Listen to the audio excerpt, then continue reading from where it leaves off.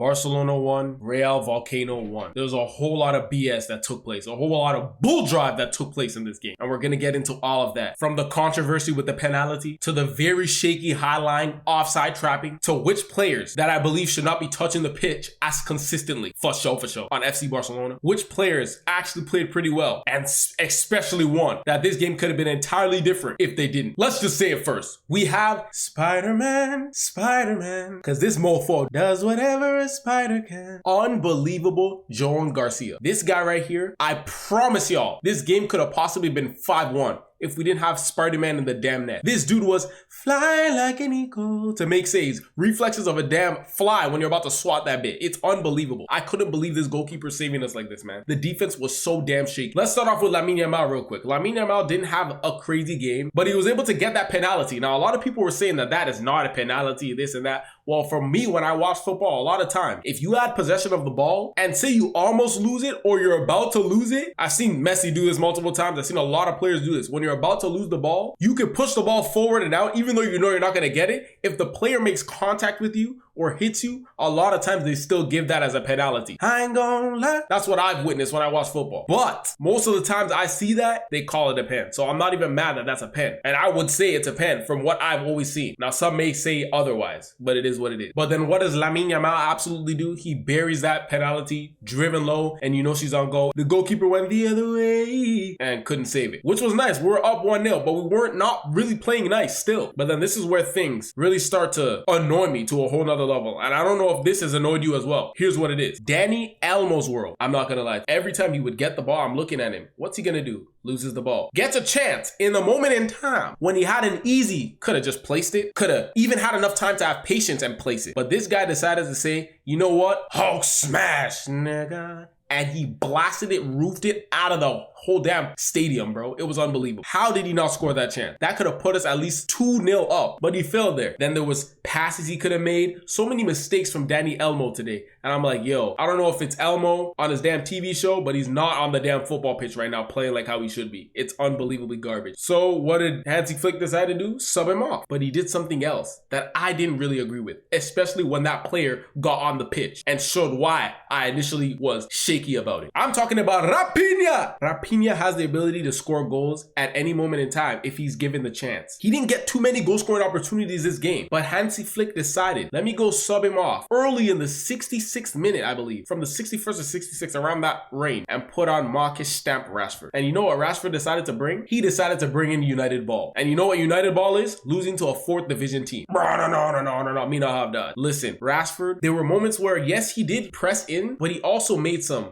One time, it was clearly you're offside. I don't know how he thought that run was going to work when he couldn't see the defensive line. Another one where he decided to basically blast it from kickoff, thinking he was going to score from there. I don't know what that was. That was horrendous. Doo-doo with the name on it. And then a lot of times where we could have been moving forward, he decides to pass it back all the way to the left back or to the goalkeeper. What are you doing? I just didn't really like Rashford coming on that early. And I'm starting to think, Rashford might have to come on even later. It seems like he's not fully confident yet with the Barca squad. So you're going to have to play him in games where we're a little bit more comfortable. I don't think he's going to be able to bring us back into games like that. Maybe I'm wrong, and I hope I'm wrong. But this game did not show promise with Rashford's step. But our backline is something I really need to get into. That's very important, because I don't think a lot of people are talking about this very important issue. Now, one thing we have to realize, I'm going to get to my main point, but let me start off with this. Okay, we had Christensen and Eric Garcia in the center back position. We used to have Inigo Martinez, that enforcer, leading the whole back line, telling us what the players should do, so everything is seamless and working well. Now, I'm not gonna lie, Christensen had a pretty good game. He made some great last second tackles, saves. He was not that bad. But for me, Eric Garcia was an absolute crap bag. This guy, literally, when you're about to enter into a public washroom and you see a hefty, chunky person walk through and that whiff of dirty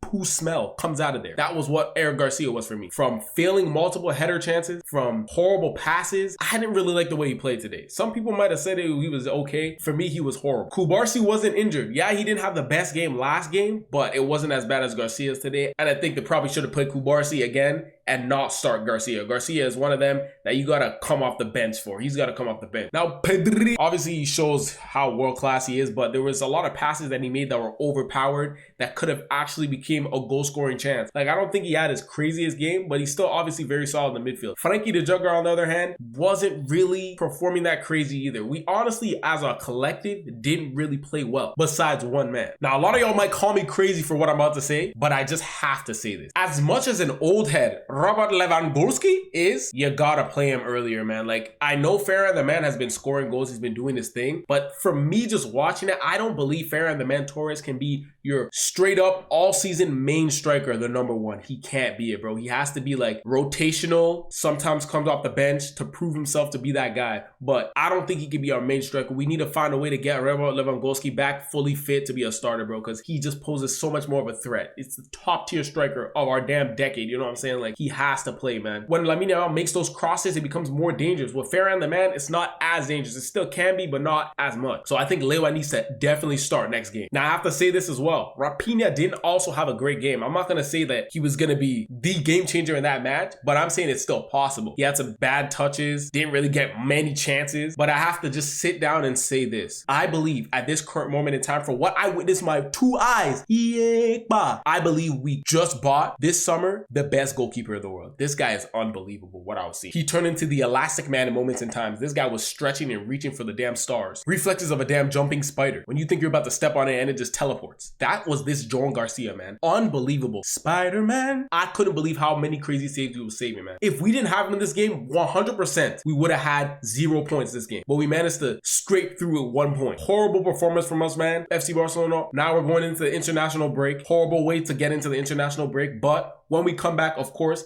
this is FC Barcelona, the greatest club in history. We will bounce back and come back and do something special. But we got to get into the player ratings, and you might be shocked from what I'm about to say with these player ratings. You might think I'm either rating these guys too high or too low. But look at here. Even though Joan Garcia letting that goal where it was literally off the crossbar, what can he do there? I'm rating this goalkeeper as a damn 9.3. Because, come on, listen to me, man. If it wasn't for him, I'm telling you, 5-6 goals. And the game ended in a draw. Man of the match. Julius Koundé, mid to decent game. I remember he did some move where he did like a roulette or a half roulette. For a second, I'm like, yo, is that headband? He's looking like damn horse Ronaldinho. You know what I'm saying? I'm like, whoa, who you feeling like? Eric Garcia, for me, he was horrible. 4.0, I'll give him a 4 this game. Christensen, I felt like if it wasn't for him, even though we were struggling with our back line, he helped a lot more than the other defenders. I'm gonna give Christensen a cool 5.8. Alejandro Balde, now this is what also shocked me. The fact that he put on that Gerard Martin. For me, especially last season, Gerard Martin was exposed a lot for being a weak defender and a little bit inexperienced, but hopefully over time he gets better. But Balde wasn't playing terrible. I'd give Balde like a 6.2. Frankie de Jugger,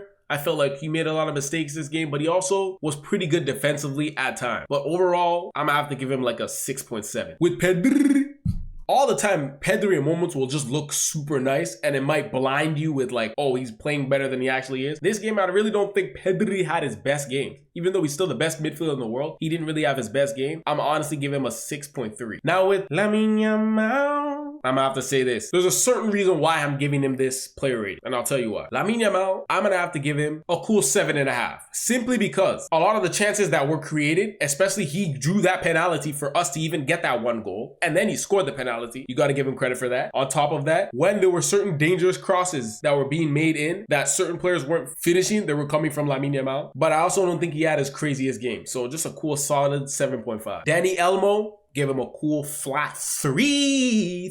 Just garbage this game. Raphinha didn't do much, pretty much ghosted when he had his chances. There was one time where he made that pass to Ferran the man, and it was kind of a bad pass. That Ferran the man could have actually scored that if it was more accurate. So that annoys me right there. That ticks him down a few points. I'm gonna have to give Raphinha a flat 5. And then Ferran the man Torres, pretty much ghosted as well. I'm gonna give him a flat 5. But let me know what y'all think about this game, bruh. FC Barcelona tie 1-1 with damn Rayo Vallecano. Just irks me, man. At moments, I wanted to dive headfirst into my monitor while I was watching this game. Goodness gracious. It's a bull job, man.